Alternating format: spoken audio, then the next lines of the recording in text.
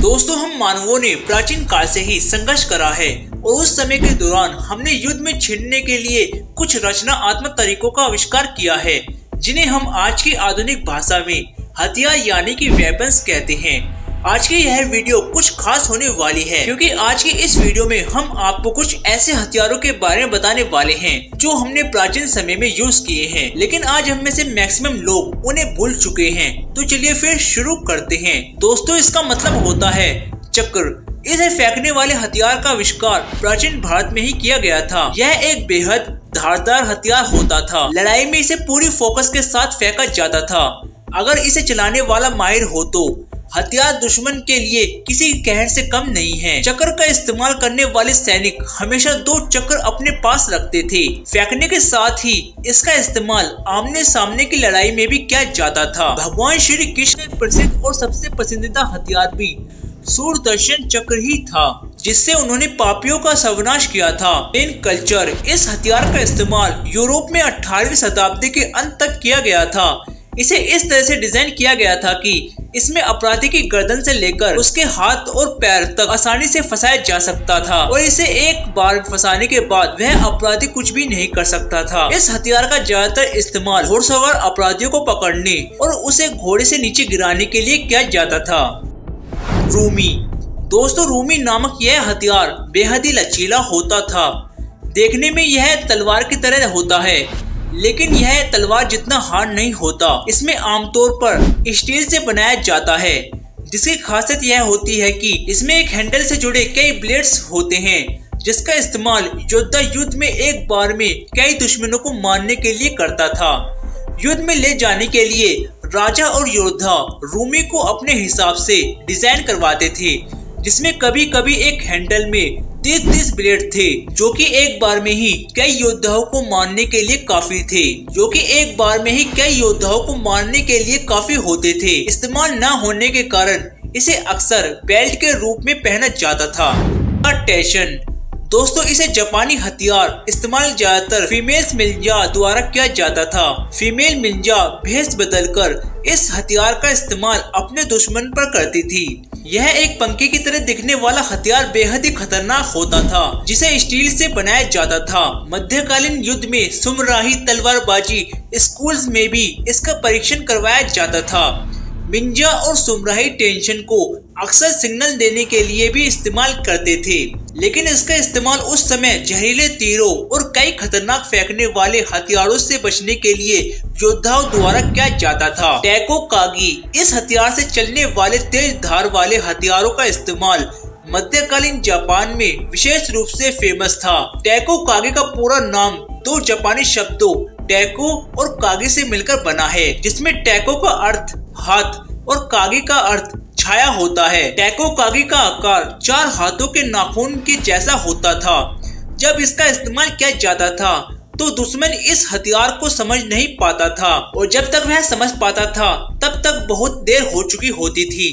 इस हथियार का इस्तेमाल ज्यादातर जापानी निंजा द्वारा सेल्फ डिफेंस के लिए किया जाता था। खोपेश। दोस्तों, खोपेश न्यू इजिप्शियन किंगडम का सबसे प्रसिद्ध और डरावना हथियार था, जो कि मुख्य रूप से एक घुमावदार तलवार की खोपेश डिस्ट्रक्टिव ब्लेड एक क्वेश्चन मार्क की तरह दिखता था, जिसके बाहर की तरफ काटने वाले किनारा एक कटर की तरह होता है। प्राचीन समय में खोपेश का अर्थ होता था जानवर का अगला पैर। प्राचीन युद्ध में खोपेश उस कुल्हाड़ी या छोटी तलवार जैसे सेकेंडरी वेपन के रूप में काम करता था, जो कि करीब मुकाबले में दुश्मन को अंतिम वार करने के लिए इस्तेमाल किया जाता था। Tiger clove weapon. दोस्तों, यह हथियार भी टैगो कागी की तरह होता है, लेकिन यह टैगो कागी से छोटा होता है। टाइगर क्लॉव को बाघ की नाक भी कहा जाता है। इसका उपयोग प्राचीन समय में भारत के राजपूत योद्धा करते थे। दोस्तों, यह वही हथियार था जिससे शिवाजी महाराज ने अल्फज खान को मारा था। यह इतना छोटा है कि इसे हाथों के बीच में फंसाकर भी छुपाया जा सकता था, और जरूरत पड़ने पर इसे आसानी से हमला करा दिया जाता था। पाली बोलेस। दोस्तों, बोलेस का मतलब होता है मल्टीपल थ्रोर। यह प्राचीन समय का हथियार था, जिसकी तुलना अक्सर प्राचीन मशीन गन से की जाती थी, क्योंकि यह एक बार फायर करने के बाद दोबारा लोड करने के लिए इसके प्रोजेक्टिल को खोला जाता था। यह धनुष बाण की तरह काम करता था। इससे 1 मिनट में 12 राउंड फायर किए जा सकते थे। इसे चलाने के लिए कम से कम एक इंसान का इस मशीन के पास होना जरूरी होता था।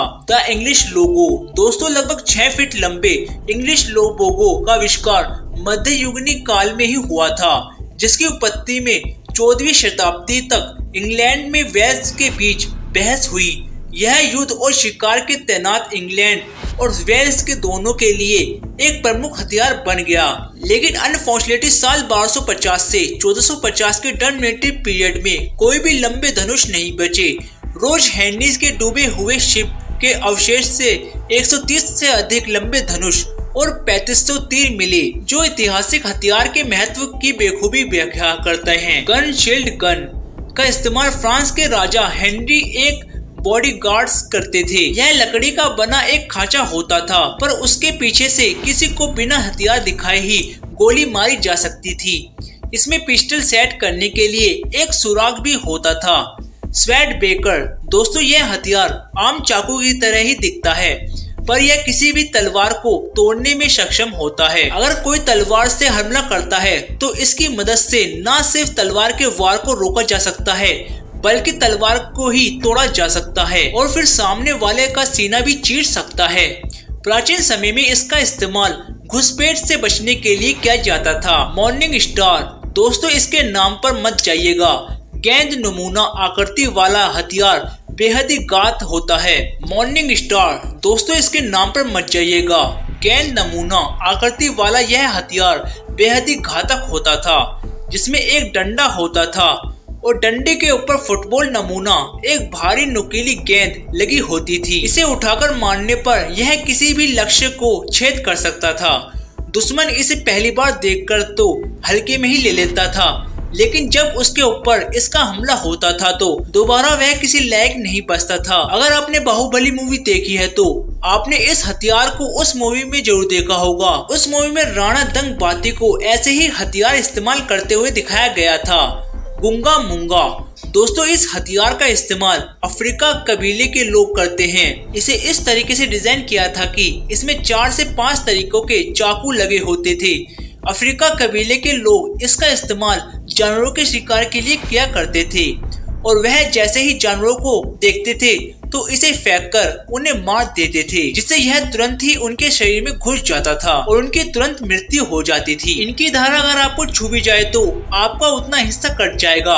हालांकि इसे वही चलाता था जो इसे चलाने में दक्षिण होता था, क्योंकि इसे चलाने में एक छोटी से छोटी गलती भी किसी की जान ले सकती थी। और एक लिस्ट। दोस्तों यह बड़ा धनुष नमूना हथियार आधे किलोमीटर दूरी तक किसी को भी मार सकता था, इसलिए प्राचीन समय में योद्धाओं का यह हथियार पहली पसंद हुआ करता था। इसमें भारी तीरों का इस्तेमाल होता था, जो किसी भी हाथी पर या किसी भी किले की ऊंचाई पर तैनात निशाने को भेजने में सक्षम होता था। Boil oil. दोस्तों वैसे तो यह कोई हथियार नहीं होता था, लेकिन इसका इस्तेमाल पहले के समय में पूरे के पूरे गांव को खत्म करने के लिए किया जाता था। रात के समय में जब सभी गांव वाले सो रहे होते हैं तो उस समय गांव में ज्वलनशील पदार्थ को छिड़ककर उसे पूरे गांव को आग के हवाले कर दिया जाता था। इस तरह के हमले पूरी की पूरी आबादी को खत्म किया करते थे। कई बार तो आग इतनी विशालकाय होती जाती थी कि उस गांव के साथ साथ आसपास के गांव भी उसके शिकार हो जाया करते थे। भारत के सबसे बड़े इन्वेस्टर राकेश झुनझुनवाला ने साल 2005 में क्राइसिल के 27 करोड़ के शेयर बेचकर मालवन हिल मुंबई में एक फ्लैट खरीदा। वही 2015 में इस फ्लैट की कीमत बढ़कर 27 से 65 करोड़ रुपए पहुंच गई। वही उन्होंने अगले क्राइसिल के शेयर उस वक्त न बेचे होते तो उनकी कीमत करीब 600 करोड़ रुपए होती। ये है पावर ऑफ राइट इन्वेस्टिंग। इसलिए आपको इन्वेस्टिंग शुरू कर देना चाहिए, जिसके लिए हम लाए हैं बहुत ही शानदार प्लेटफॉर्म, जिसका नाम है अपस्टो, जो रतन टाटा जी और टाइगर ग्लोबल यूएस द्वारा समर्थित है। इसमें 1 करोड़ से ज्यादा लोग ट्रेडिंग करके पैसा कमा रहे हैं। यहाँ से आप डिमेट और ट्रेडिंग अकाउंट खोल सकते हैं। अकाउंट ओपनिंग के लिए आपको बेसिक डिटेल्स डालनी होगी और आधार कार्ड और पैन कार्ड की मदद से आप 5 मिनट में केवाईसी कंप्लीट कर आप ट्रेडिंग करने के लिए तैयार हो जाएंगे। फिर इन्वेस्ट कीजिए अच्छे शेयर में और प्रॉफिट कमाइए। तो दोस्तों इंतजार किस बात का, जल्दी से डिस्क्रिप्शन बॉक्स में क्लिक करके डीमैट अकाउंट खोलिए और बचत में से इन्वेस्टिंग शुरू कर दीजिए। दोस्तों हैमर यानी कि हथौड़ा, वो भी युद्ध के मैदान में इस्तेमाल होने वाला। जी हाँ दोस्तों, इसका इस्तेमाल युद्ध के मैदान में किया जाता था। इससे किसी के भी सिर के 2 टुकड़े हो सकते थे।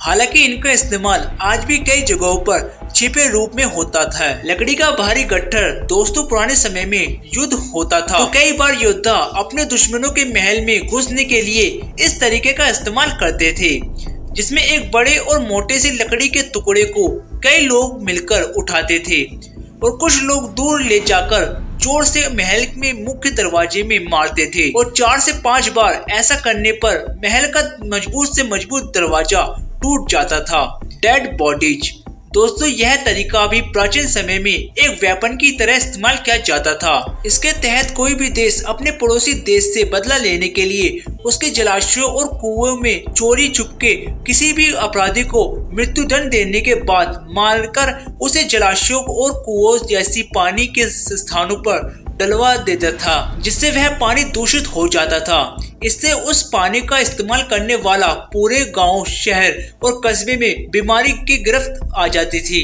और कई बार तो पानी इतना ज्यादा दूषित हो जाता था कि पूरे के पूरे गांव ही खत्म हो जाते थे।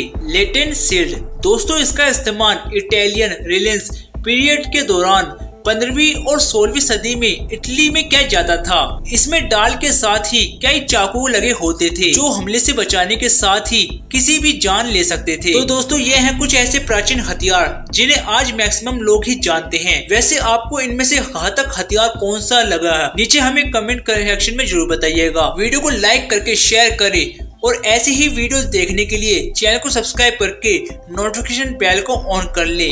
धन्यवाद।